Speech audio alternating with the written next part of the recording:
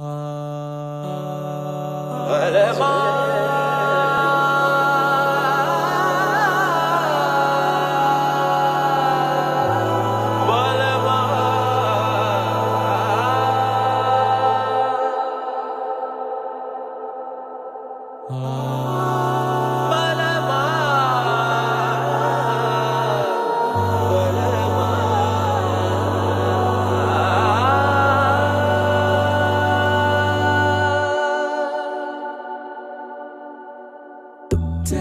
love, my heart becomes restless as the day passes and the evening comes round. Oh, my love, my heart doesn't feel right, my heart, my love. Even as the music fills the night, my heart doesn't feel right. Oh, my love.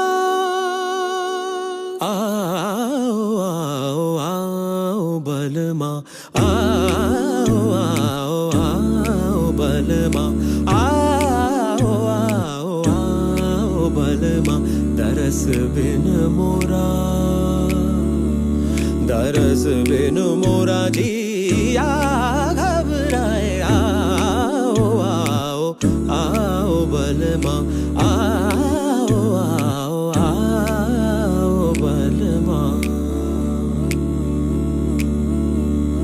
दिन बीता भई सांझ दिन बीता भई सांझ होवन लागी रैन नाही चैन पिया इनायत जाऊं तो पे बारी. My love, my heart becomes restless as the day passes and the evening comes round.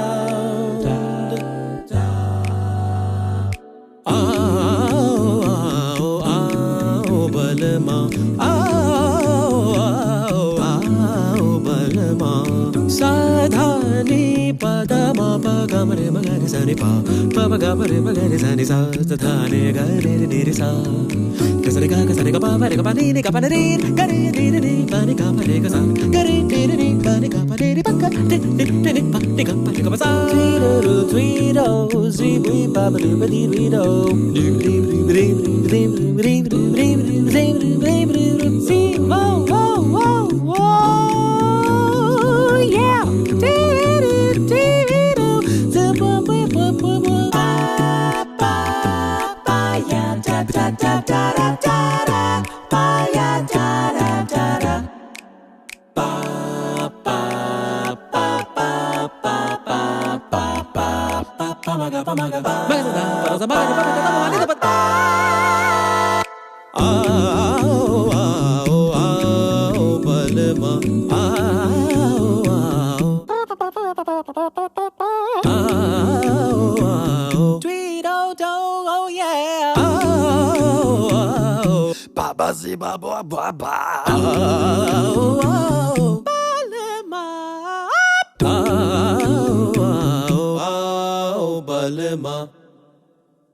Great.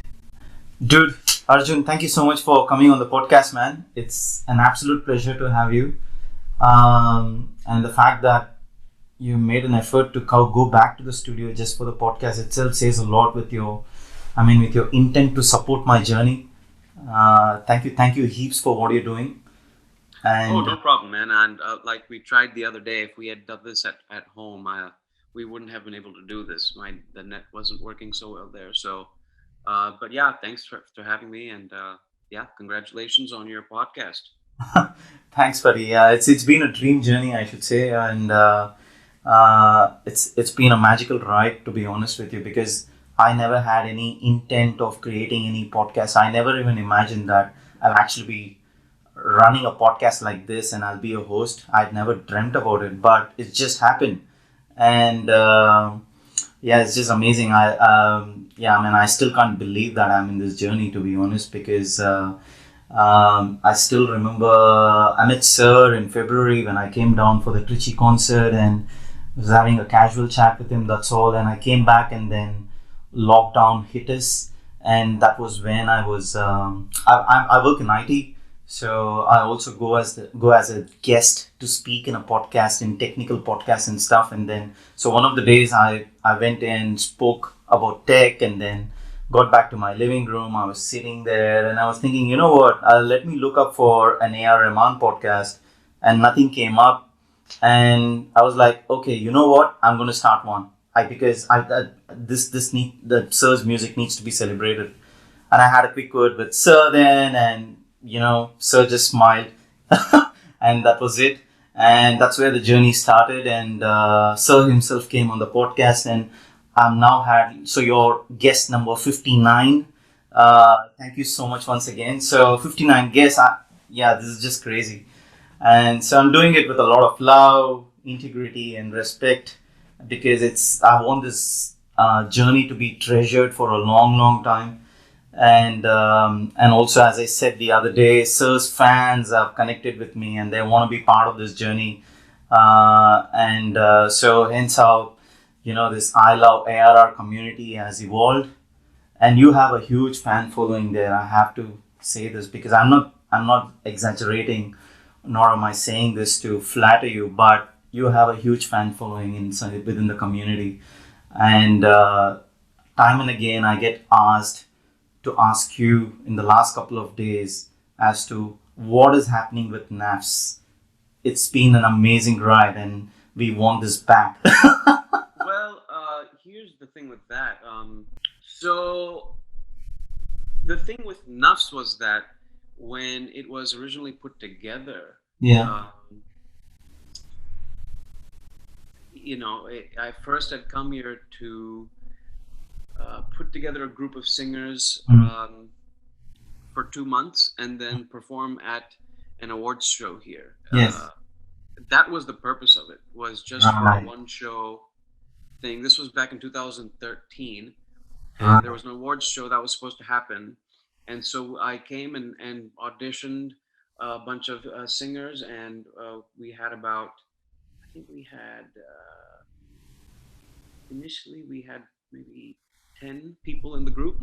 And we were supposed to perform at one awards show after about a month and a half.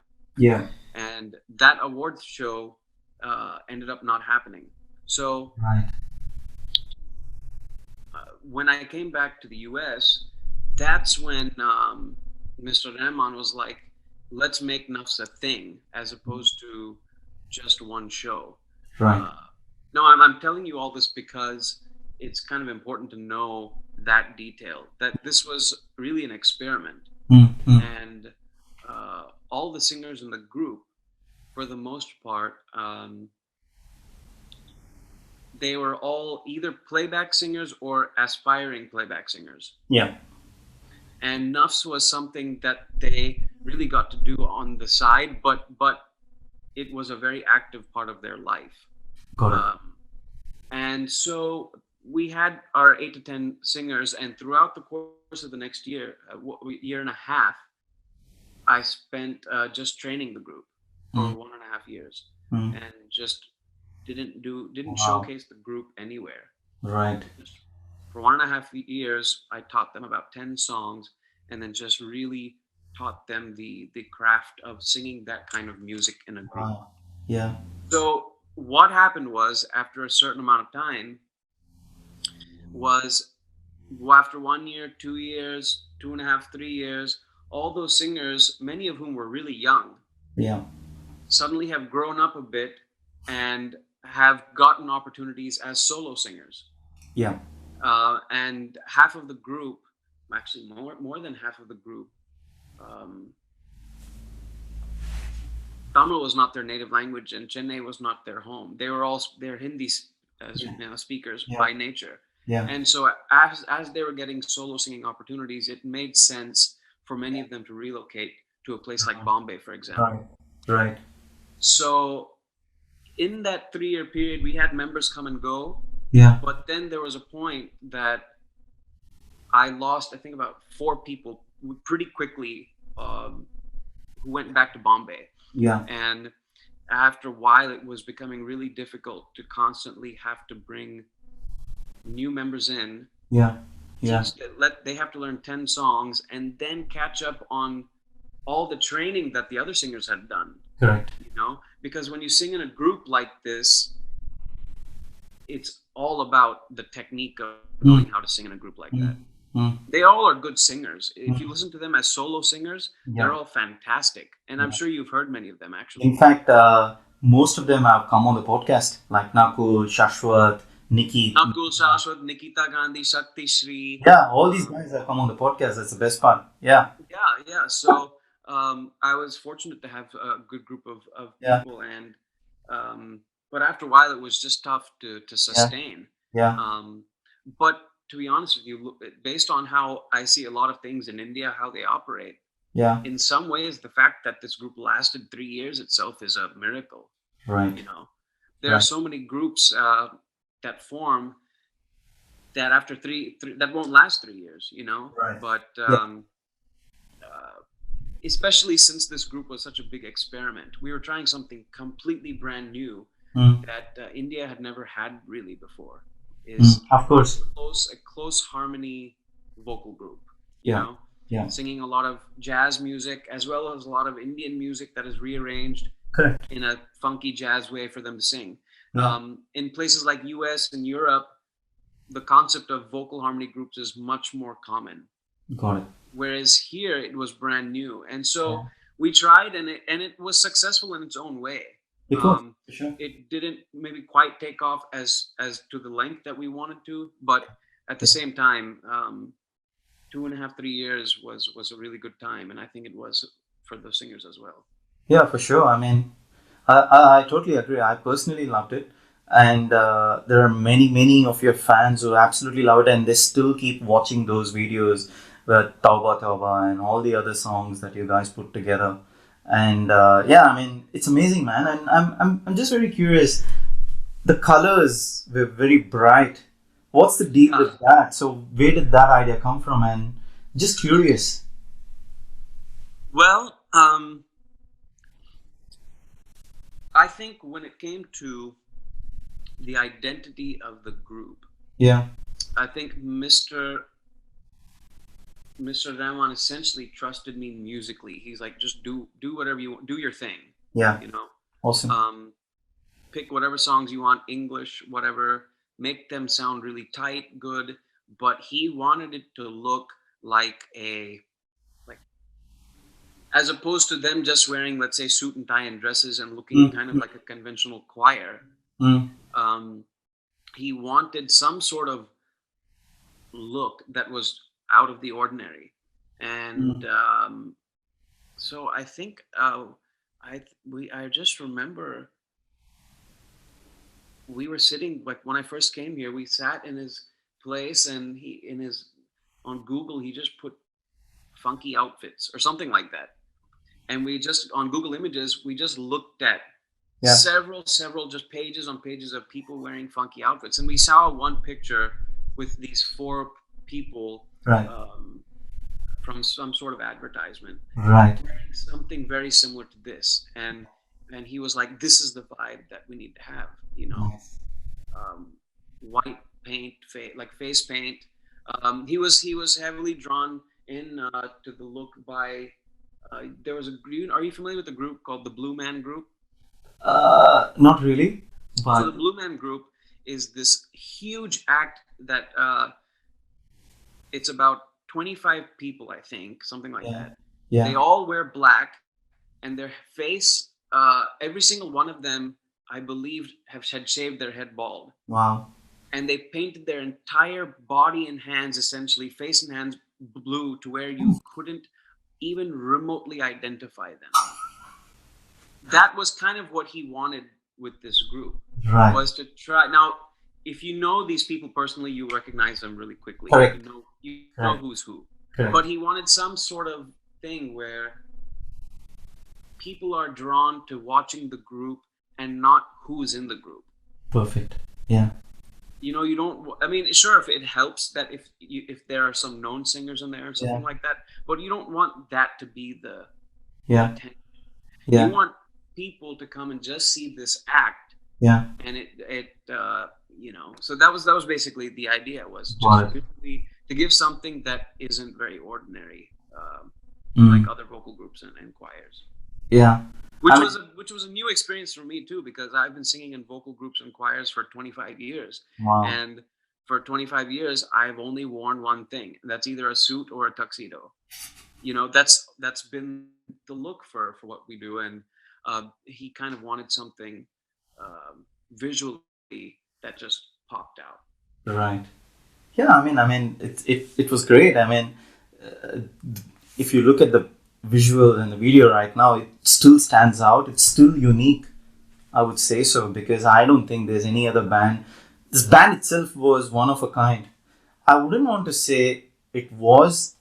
I mean, look, it's $1 million question. Can this be revived? Can Navs come back? Well, again, here's the thing. It is one of a kind in the sense that it is the first of its kind in India. Correct. There have been many vocal groups, and mainly a lot of choirs in India, but the majority of choirs in India are prominently church choirs. Mm. Mm. That's really where you will find choir singing happening, would be probably within a church community.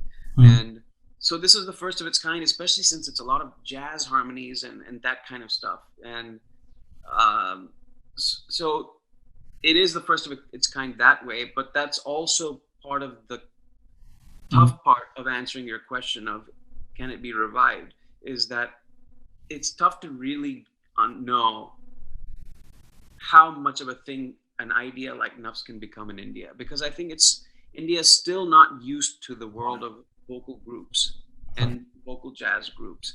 And it's I think there is an audience for it, but I think it's still so new to where the only people that would really, really, really be interested in it would be the hardcore musicians. Yeah. Yeah. Getting it out to a general audience is a bit tougher here in India because, again, they've never seen it. It's too new. It's a very new concept. But I'd like to think that Nufs, or if not Nufs, something like Nufs, Yeah. can happen because India is such a rich musical country, and there's so many really, really, really good singers everywhere. If there's one thing India does not lack, it's good singers. I mean, if you go to certain, especially the bigger cities, you go to a place like Bombay, for example, you can find 15 people in every building that has some capacity to be able to sing something. Wow. Okay. So there's so I'd like to think it can happen because there are so many singers here, and I think there are a lot of singers who would love to be a part of something like this. It's just putting it together and The time, effort. the time and the willingness to go through the Yeah, for sure. the thing. Like I said, with Nufs, we spent 1.5 years doing nothing except rehearsing. Wow. A lot of people won't want to do that. you know, they won't want to do that. They kind of want to get into it and then start gigging. Correct. And so to find a group of people to do that is not that easy, but there are plenty of people there who would do it. We just have to find it and somehow put it together again, or something like it. Just curious. I mean, of course, you spent the majority of your life in the US. What do you think is either necessary or what's lacking in India to make a band like this successful? But it's successful in its own right, because from an ARR and the musical community that I hail from, it's hugely accepted and people love it, and people are sharing screenshots of the videos as they watch it because it shows how much they absolutely love it. But I'm just trying to understand from your end. I really don't know. That's a very difficult question to answer because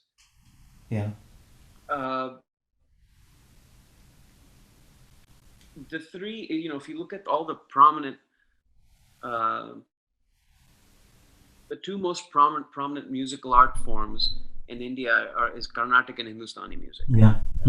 And both of those are solo art forms, essentially. Yeah. In the sense, it is an ensemble when you put a full group together with your singer and mirdangist and violinist. That becomes an ensemble. But the concept of having multiple people of the same instrument Oh yeah. being that kind of ensemble is still not as huge here. Understand. And I think also in the commercial film music Oh world, yeah. the use of vocal harmonies is not as big as compared to the West. Yeah.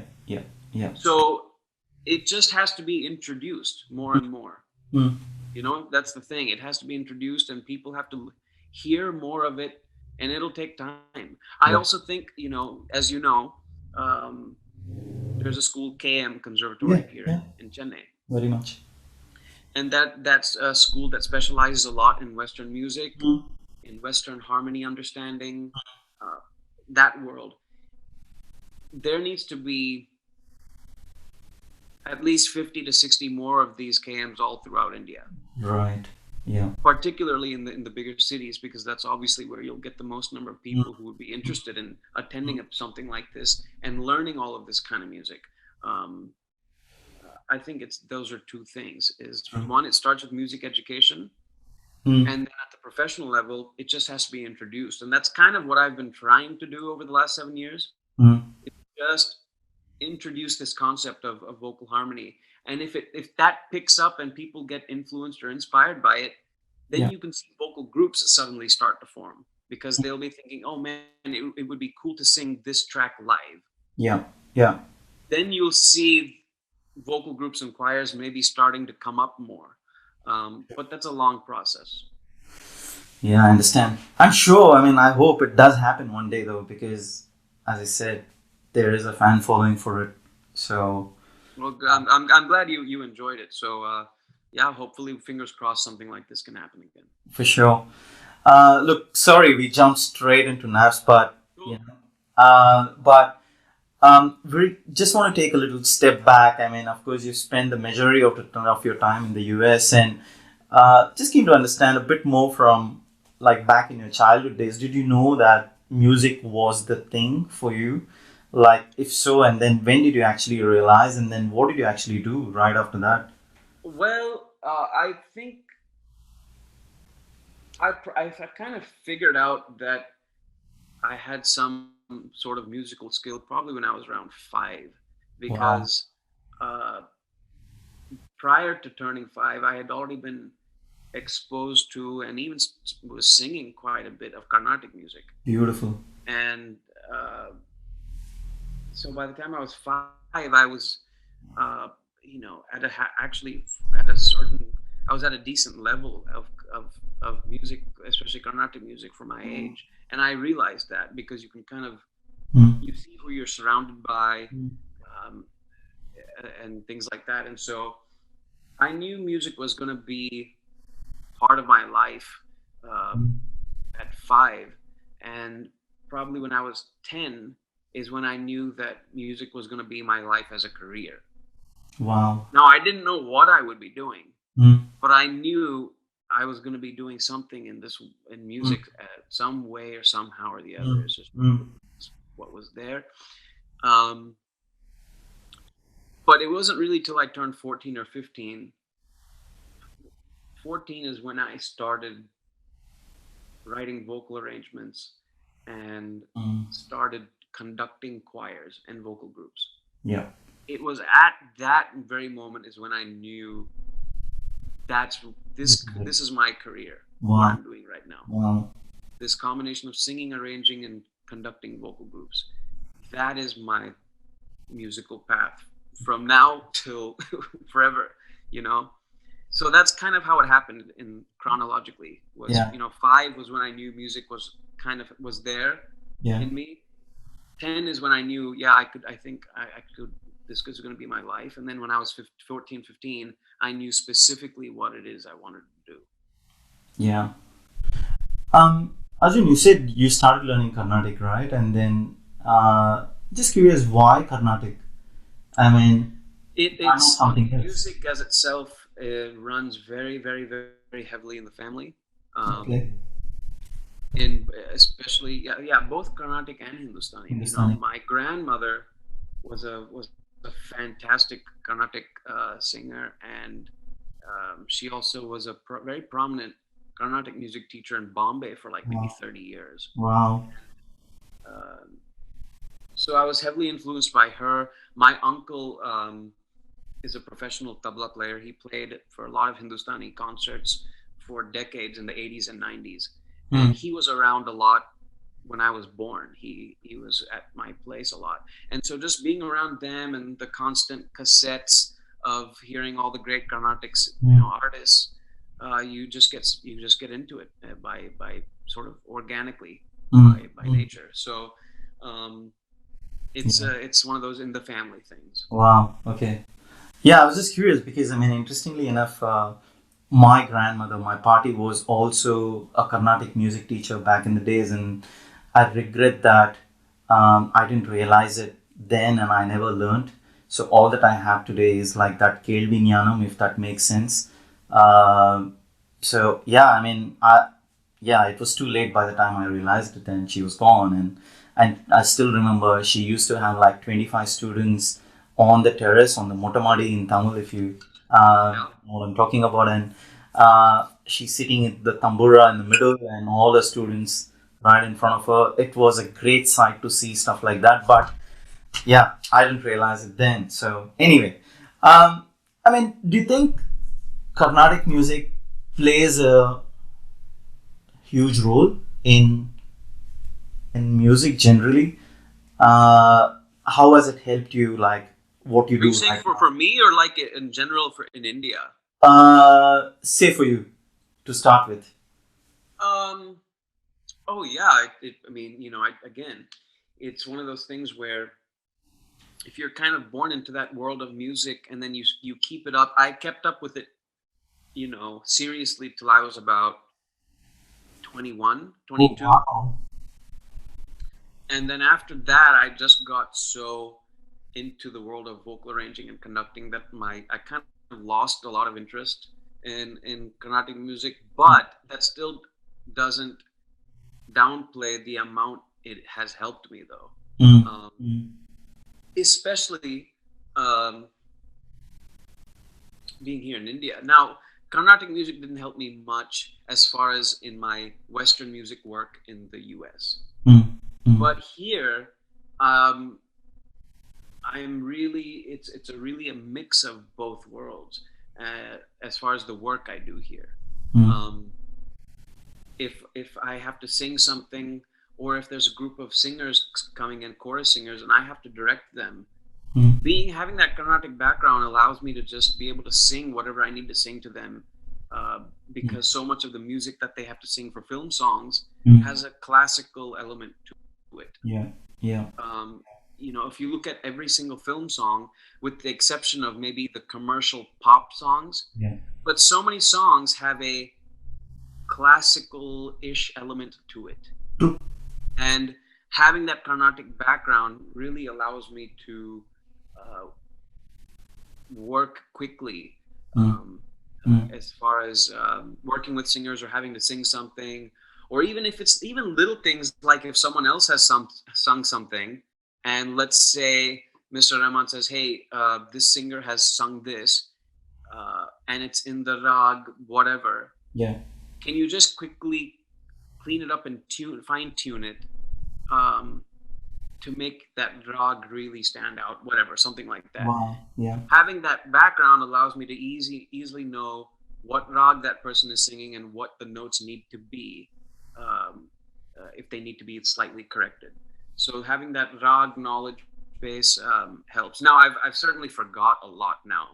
After really almost 10 years of not touching it, Mm, I've forgotten a lot of the mm. especially a lot of the songs I used to sing, and certain rag names I don't remember anymore. But I know enough to where it allows me to work more efficiently, especially here in India. Yeah. Look, I just wanted to touch on just something that you mentioned where, if Sir had to say that, okay, can you please fine tune this? How do you know what he's looking for? I'm just curious because, have you had an instance where you think you were spot on and you nailed it, and so goes the other way around, or Well, when I say fine tune, I really mean it in the literal sense, yeah, not as far as the quality or the style of the sound or anything. It's purely pitching, got it. like the actual physical notes. Okay. Because if a singer sings and you just hear it raw, Yeah. even if it's a really good singer, there will be these tiny little glitches in these notes and certain sangatis that could have been a little cleaner. Yeah. And knowing how to clean that up properly to where that rag is, those correct notes are what's being heard instead of a slight faulty note. You know what I mean. I'm talking purely technical. Understand.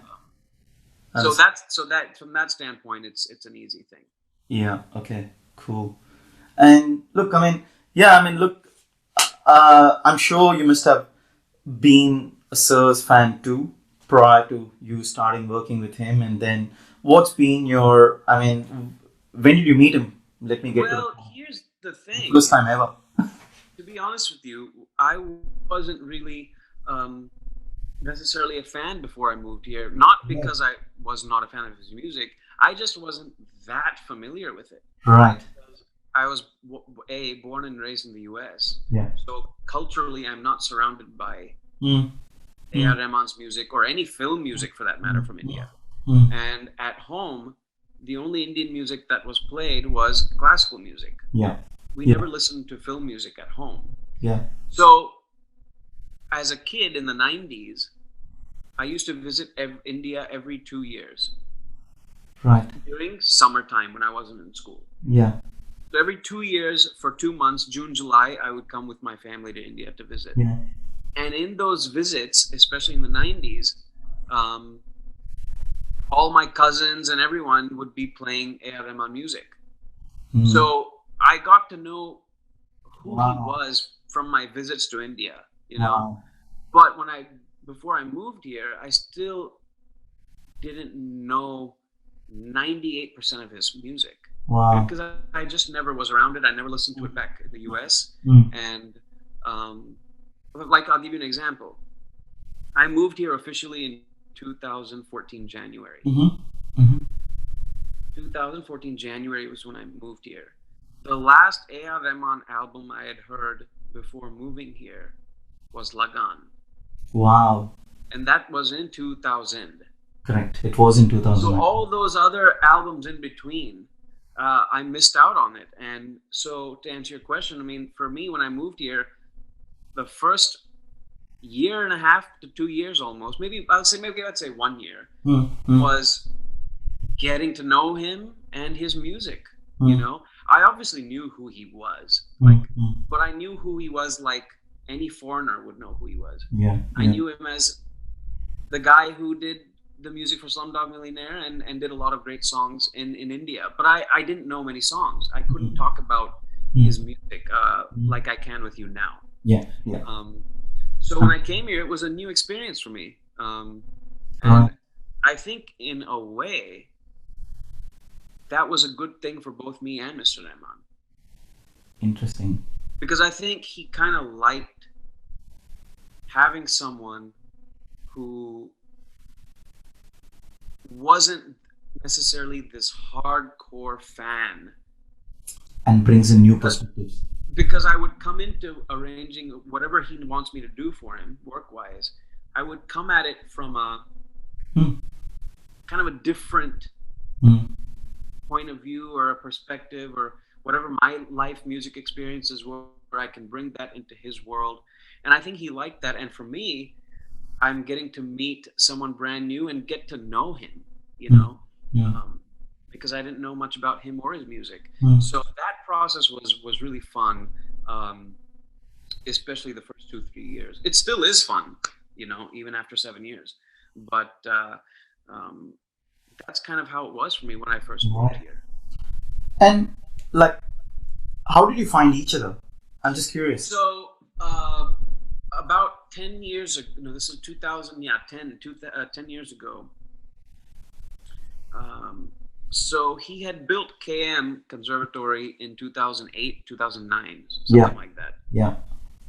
And at the time, during the school's first year, my uncle was kind of a counselor, principal type of person at KM Mm. for the first year. It was the Right. first 2 years, I think. Mm. And I think Mr. Rahman had just casually asked him, "Hey, I want to have a choir here or something like that. Who can we let's try somebody out to come direct the group?" I think this is how it went. Um, Mm. who can come and direct the group? And my uncle said, I know someone. Mm. He can come, and I came to KM. So I spoke with Mr. Rahman on Skype and Yeah. all this stuff, and Yeah. I was still finishing up my music school in the U.S. Wow. So he asked if I could come for a full year or even 6 months, Yeah. and I told him I couldn't. Maybe the 1 year thing I couldn't do, Mm. but I can come for maybe a month, Mm. and then so in that month I took the full semester off from my school back home. Well, yeah. So I came into KM and I taught at KM for 3 weeks. Mm-hmm. And in those 3 weeks, I had a choir of 16 singers. Yeah. Taught them a few songs, did a performance, and then I went back to the US and I was getting ready for this music competition with a group Yeah. I was singing with and Yeah. all these things. So I went back to the US, Yeah. and this was 2010. Mm-hmm.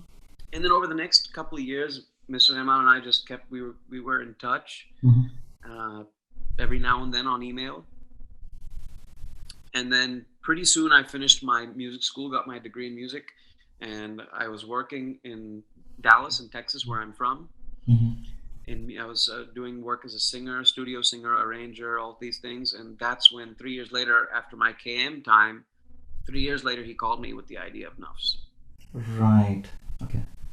Understand. And that was kind of how it all started after that. Okay. And you've been here since then? And I've been here since 2000. Yeah, this is my 7th year, and it is crazy to think that it's been 7 years. I didn't see this happening at all. For me, I thought it was going to be 1 year. You know. Yeah. Right. But yeah, it's been a. I'm very glad I came here. You know, I'm a big believer in anyone who gets the chance to live in another country should do it, especially if they're young enough to do it. You know, and I moved here when I was 26, and so it was a good time to do it. And so it's been a great time so far. Did you, because you spent the majority of the time in the US, did you have a bit of a culture shock and stuff? When you not while visiting, but when you bit the bullet saying, okay, I'm going to be here for a while? No, not really, because you know, I think it's a couple of things. The second reason why I didn't feel it was I'd been so fortunate already from childhood to travel around the world a lot with my parents. Yeah. They were big they loved traveling, and they took my sister and I to all sorts of places. And so you could just get so used to visiting a new place that within 1 or 2 days of being in that place, you kind of feel a little bit settled in. You don't let everything just sort of hit you. Oh my goodness, what am I surrounded by? You just land and then get into it. Don't allow yourself to think about the fact that you're in a new place. You just start doing your thing. And so that part was easy. And also, at the end of the day, I am an Indian. I am a Tamilian. So, you know, I grew up at home eating my fair share of rasam and sambar and all these things. And plus, I had visited India already 10 times. Yeah. So when you add all that up together, there was no culture shock, you know. Right. You get used to things pretty quickly. So the traffic and the population, stuff like that, doesn't bother you? Again, I think one nice thing about a place like Chennai is that the population of Chennai is 10 million people, but you don't really feel it at least I don't, on a day-to-day basis. You don't, you know it's a crowded city, but you don't ever feel like it's this thing. It's you feel like you have some breathing room. Whereas like a place like Bombay, for example, has 25 million people, and you feel it everywhere you go. Yeah. You know, there's just a lot of people. So True. here, traffic again. Find me a country that doesn't have big cities with traffic problems. Traffic is there everywhere. You know what I mean? You go to LA, it's horrendous. New York, same thing. So traffic is not an issue, especially since the first 6.5 months of me being in India, Yeah. I only took this Ola cabs, or I took autos everywhere. Yeah. Only 3 months ago, I decided to get my first vehicle. Yeah. So when you're not driving yourself physically and you're sitting in the back of an auto or a cab, you're just on your phone listening to stuff, and you're not thinking about the fact that you're in traffic because you're not behind the wheel, you know? True. Now that I've started driving, I feel it a bit more. Excellent. And do you actually find yourself okay driving in India? Because I freak out even if when I travel to India and to visit my parents and to meet Sir, I do freak out a little bit if I had to drive, for the fact that people can come from anywhere. Yeah, the easiest part is the actual physical driving part. It's the same as in the US. I mean, you don't get thrown off too much by the fact that the steering wheel is on the opposite side, and you have to that stuff you figure out in 5 minutes. But I would just to your point though, I would say that 90% of the driving I do in Chennai is post 10 p.m. Oh, yeah, okay. I wait till the roads are cleared up to wherever I need to go. There's very minimal traffic, and I only drive in the day if I really have to get somewhere in the afternoon or morning or something. Okay. So I've been good in avoiding the daytime traffic so far. Right. Okay, great. Well, and what's Sir like as a boss? I mean, he's great. I mean, he's I think one of the common things that a lot of people would say about anyone who has gotten to work with him, especially for a long period of time, and I'm sure this would be said about maybe anyone else, but you won't ever, especially when you're with him physically in the same room, and he won't ever make you feel like you are talking to a 2-time Oscar winner. Yeah. Like you won't. He presents himself and speaks to people in a way that there's no pretentiousness. True. So in that sense, it was very, him and I hit it off pretty quickly, and because we were very informal with each other, and that starts because he was very informal with me.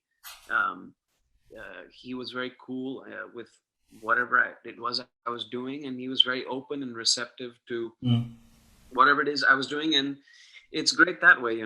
He especially now after 7 years, him and I have a fantastic relationship. It's very clear. It's like, because he knows what I do, I know how he operates, and now the communication is it's like quick. Hey, I need to do this and that. Okay, cool, done. Next. Like there's no, now I really know what he's looking for. Amazing. Certain things. Yeah. But yeah, it's fun to work with him for sure, in that sense that he kind of he lets me do my thing, and he trusts that whoever is helping out in his work, he trusts that you will ultimately do your best to deliver a good product. Yeah. He's one of those guys where even if you do something, and maybe initially when he hears that he wasn't quite what maybe he was looking for, you'll appreciate the fact that you put some thought into this and put something together and presented it to him. And you either do that based off your own ideas, or he'll give you a brief beforehand, Mm. and you do the best to make do with that, and give him something. I think that's the thing he values more than anything is, listen, I don't care who you are, where you're from.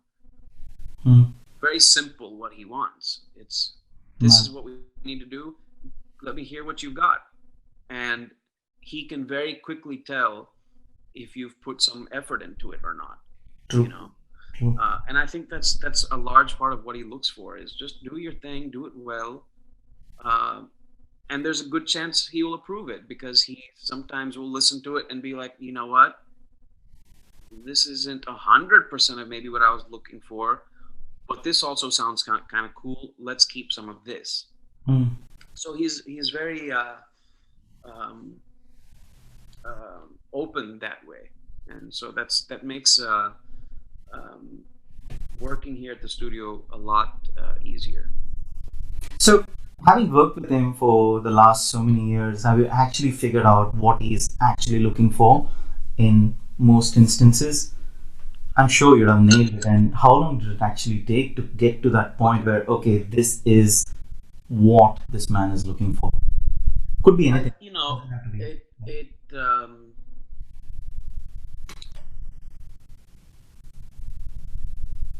it didn't take that long, Mm. but the key is, the main thing is to get some sort of brief from him. Yeah, yeah. And when you get that brief, you have to make sure that you listen. You, it's a combination of uh, knowing what his intent was with the instruction, Mm. and yeah, it's tough to really explain. I really don't know how to explain that. It you just figured out pretty quickly, you know, Yeah. because again, he likes, um, the main thing is that the fundamentals of whatever he's asking for will Mm. be the same across every song, across background score, anything I do as an arranger, especially for voices. They're the main bullet points that Mm. whatever you do, make sure it sounds clean and pleasant to the ear, make sure it's in tune, Mm. and after that he'll take a call, and that's kind of how everything is, you know. And then if he gives you a brief, he'll give you some little specific things, and you just have to run with it. You have to just take that little idea he said Mm. and make it last 4 minutes, even though the instruction he gave was for 7 seconds. Wow. Whatever was in that 7 seconds, you have to apply that for kind of the whole song, because he'll just give you a vibe, and you just have to run with it. And um, I don't think that took too long Great. to figure out. Sometimes, yeah, it can be tough, because he'll give a brief, and then you may wonder, oh man, I okay, I think this is what he's saying, but Mm. I could be completely off. And that at that time, you just have to cross your fingers, do something, show it to him, and hopefully he likes it. And if he doesn't, you go back and do whatever changes needs to be done. You know? Uh, I'm curious again. How does he remember the brief that he gave you? Uh, because he's dealing with so many projects, so many songs. You, you know, he may. That's a good question. I don't know if I can't answer that. Only he would be able to answer that. But um, I think a lot of it, you know, he may actually physically remember, Yeah. um, or he may get reminded of the brief whenever I show him whatever I've done. Right. Because okay, this is what I was asking for. Oh, now I remember when I actually gave the brief. This is what I was asking for. Oh no, or this is more or less what I was asking for, but I need a little bit of this and that. So he Yeah. may remember it once he gets reminded of Yeah. Yeah. what the idea was. Yeah. Yeah. I've always been curious about it because I know his memory is great. He remembers every single word that he has spoken to me to in all the meetings that I've had with him, and I always keep wondering, okay, man, he remembers everything. Yeah, you know, that's you know, but what's funny is he may remember a brief that he gave me 10 days ago. Mm-hmm. But he may have forgotten about an email he sent me one night earlier. You know, because, especially things like emails for someone like him, who knows how many he gets a day? Yeah. Like, I don't even want to know. Yeah. You know? Yeah. I can. And how many he would have to either respond or not respond to. But I'm sure on a daily basis, the number of emails he would get, and not only, I'm talking even like legit emails, not Yeah. spam and Yeah. and Amazon sending him mail. I'm excluding all of that. I'm saying actual mails from actual people. Yeah. Those sometimes he may forget because he'll ask something and then I'll say, you sent me this, and he'll be like, oh really? But then he'll remember a brief that he sent me 10 days ago. So Yeah. it's just how some people's brain works, I guess. And of course, look, both you and I know about Sir's sense of humor. Anything that comes to your mind, I mean, he's very spontaneous when it comes to it, and I'm trying to think. No, there's nothing really clear that pops up. yeah, Because yeah, a lot of it is just little things that just may happen in random conversations on a daily basis. Like it's there's nothing that really sticks yeah, out or something, because he's not like a joke teller or someone yeah, who yeah, would like prank someone. He's not that kind of a yeah, funny person, His funny things just happen. His funny comments, especially, yeah, they'll just happen randomly. yeah, And so yeah, it's but it happens so often yeah, indeed. that it's tough to pick one out. True, true. And do you guys discuss about anything other than music too, or is just always about music and projects and stuff? Oh no, sure. I'm sure we'll talk about other things as well. Yeah, quite often actually. In fact, if we're just talking, 9 times out of 10, it won't be anything to do with music. Oh yeah, Yeah, because we'll talk about all sorts of things. I mean, mm. yeah, I mean, you name it. Is it maybe anything except sports? He's not a huge sports guy, but everything from things that are happening in the world of arts and cinema to things that are happening in current events, maybe things that are happening in the U.S. because he also, Yeah, he has a strong connection with the U.S. He has a house there and things like that, and so he knows about what's going on in the U.S. and the news, and so we may talk about that and talk about some kid who invented some sort of. We were talking the other day about some little kid who invented a new a way of cleaning the water supply for his town or something like that. And, yeah, stuff like that. yeah. All sorts of things. It's very rarely we will actually sit and just talk about music. That very rarely happens. Right, right. And dude, I know. I mean, we know about the fact that the studio is very, very busy, especially in the night. I know it's busy 24/7, but even more busier in the night. And you coming from the US and now starting to work with Sir, and the routine has sort of changed. And like right now, the podcast, it's like 6 a.m. or something for you right now, or 6:30, or no, 6 a.m. And has that, like, how did it? I mean, how do I put it? Was it easier to shift to something like this from a working pattern perspective, as to working in the nights and then getting some sleep and then getting back to work again? And yeah, that like, part was chop. a bit. Initially, that was a bit new. Yeah. Because in the US, even if I did, let's say, have a late or a night, if I was a night person in the US, which I'm trying to remember if I was or not. I think maybe at some times I was, but I wasn't used to working a lot at night. I may have been out for a movie or while hanging with friends or something at night, but not physically working. That all usually happened in the day, or by 10 p.m. I'll be done. Yeah. Yeah. So that got a bit. It took some time to get used to that, but I've gotten so used to it now that I kind of like this 6, 7, 8 a.m. is now my crashing time as opposed to midnight.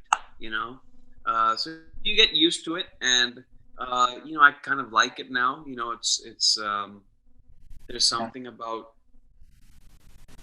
just working at night when there's no noise from outside, cars and all these things. Um, just kind of peacefully working at night is nice now. Amazing. Amazing. Buddy, the thing is, I mean, I'm very intrigued with the stuff that you do for Sir and of course with the team. Where in the life cycle of the project of or maybe even a song do you actually step in, or are you there right from the get-go, right from the start, and you see through the whole journey or the life cycle of the song from the, the point where of its inception, and then to see where it got to all the way to release? I would say maybe 15% of the songs I've ever worked on would be where I was kind of part of it from the inception of the song's creation. Right. Majority of it is not, Mm-hmm. because unless it's a really specific situation or something, things like chorus, calling chorus singers, or me stacking of some vocal harmonies on something, that comes in the midway process. Mm. When all the main groundwork has been laid out, with the melody, Mm. and maybe some programming or instrumentation that's done around it, only then will I come in usually. And Right. but Right. it's rare that I'm working on a song from its inception. I usually come about halfway through. Mm. Uh, Mm. yeah, so Okay, got it.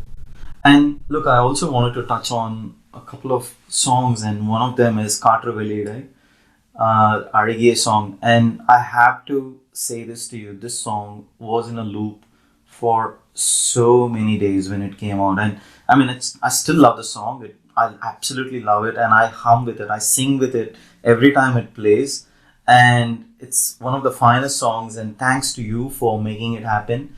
And I would love to know what's been the process of creating a song like that. Again, it was one of a kind and very unique, hugely accepted right from the minute it was out, and people absolutely love it even today. It's a classic now and such a cool song. And I think when it was released back in the days, I was in a relationship then, and I even remember singing that song for my ex-girlfriend then and sending it to her, and she actually liked it, but she did give me a feedback saying you practice harder with your singing, and that was it. but I'm just saying the song was, it's still a rage. I love it. No one can ever forget this song. yeah, I mean, that song was. I think he was. It was. I'm trying to remember exactly. I think he purposely wanted, um,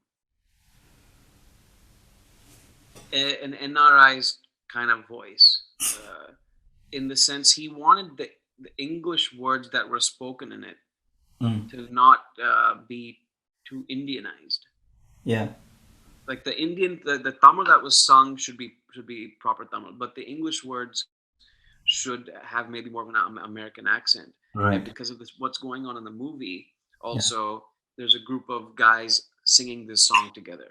Yeah. Um, and just wanted to give a bit of a different touch, Mm. um, have a bit more of maybe a casual, a vibe to it, and also gives more of a Western touch to the song. Mm. Mm. Um, But yeah, that was fun to do, and I initially, you don't know. No, I shouldn't say you. I should say me. But you won't know what the song is gonna do, how it's gonna be Yeah. received, Yeah. if it's and you personally, you don't. I don't really couldn't care either at the time. It's those are things that you don't think about.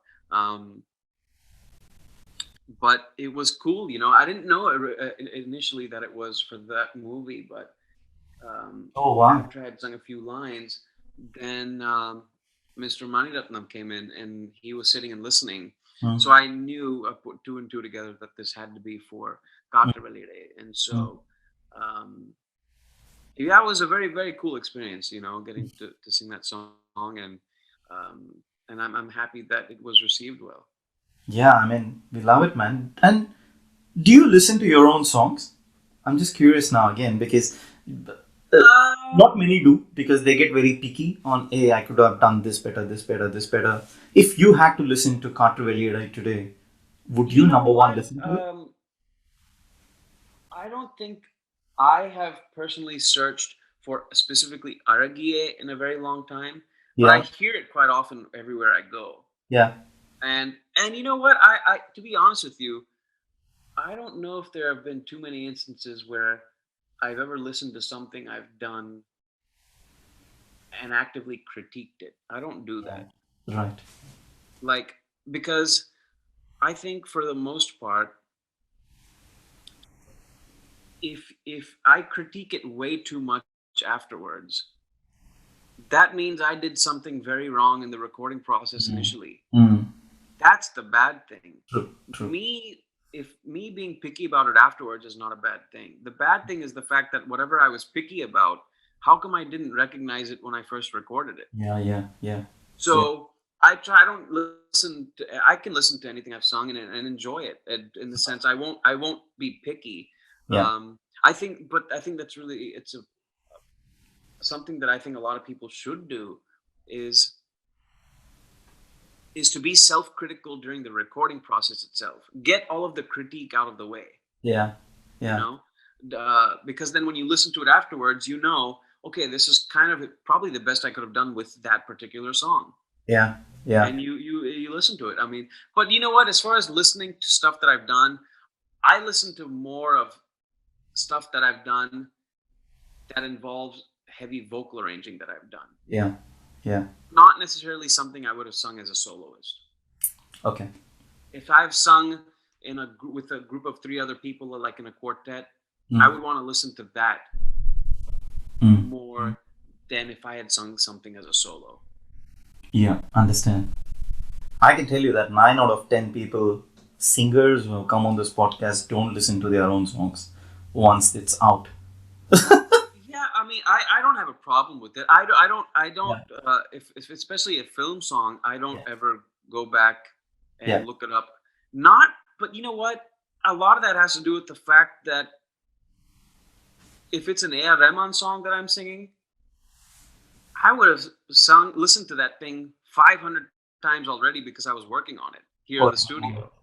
So the last thing you want to do is listen to it again after it comes out, because I've already heard it 5,000 times before it even released. And yeah. so once it's out, it's out.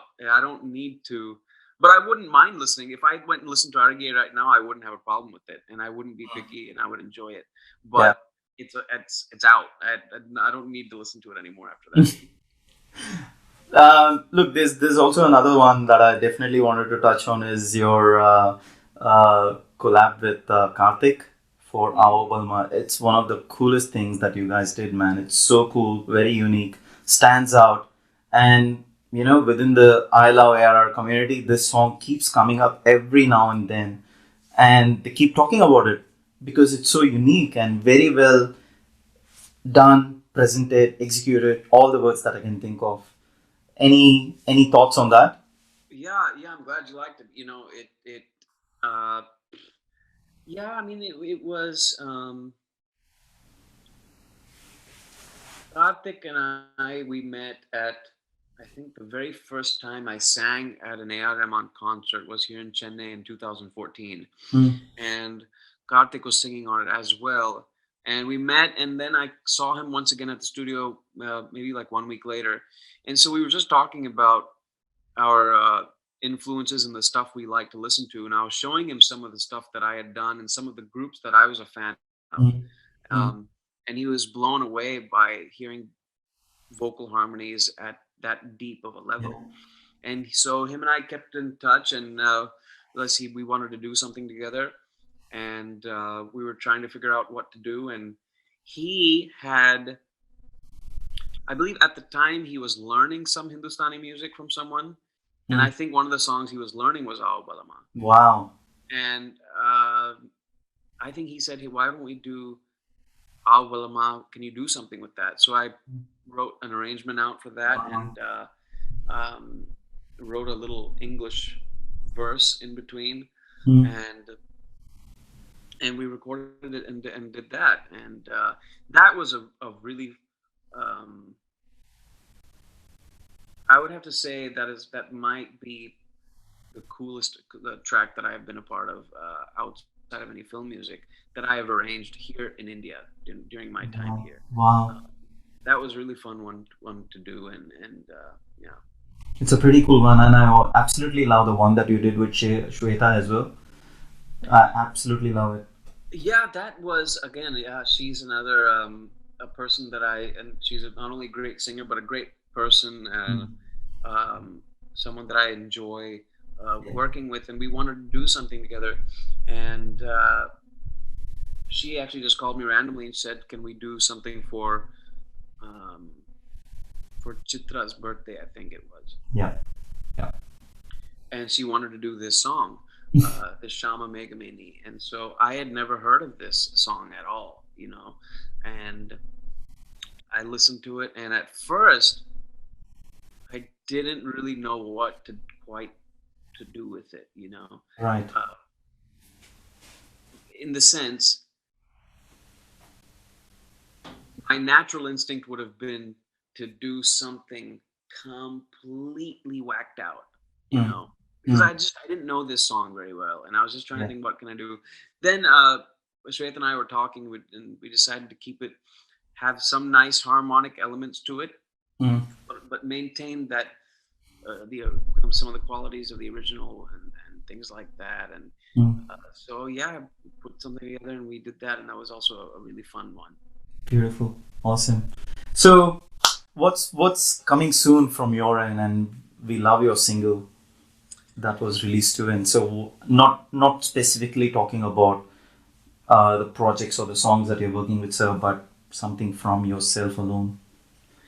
Yeah, I'm not really sure yet, because it was this, as you know, this Yeah. this past year was a crazy year, and there were quite a few points where I'm pretty sure I'm not alone in this, but there were several times during this pandemic time in the last 6-7 months where it was tough to find the real motivation to to really crank out stuff. Yeah. I know I've heard a lot of people say that they used this time to do a lot of stuff and come up with stuff and this and that. For me, it was almost the exact opposite. Yeah. Like it was tough for me to come up with stuff and have that this thing. So I haven't done too much on my own, to answer your question. I've done a couple of covers. I did one with Shweta, and then I released one a few days ago, or maybe 1 week ago. I released a cover with another singer named Hussain. Have you spoken to Hussain?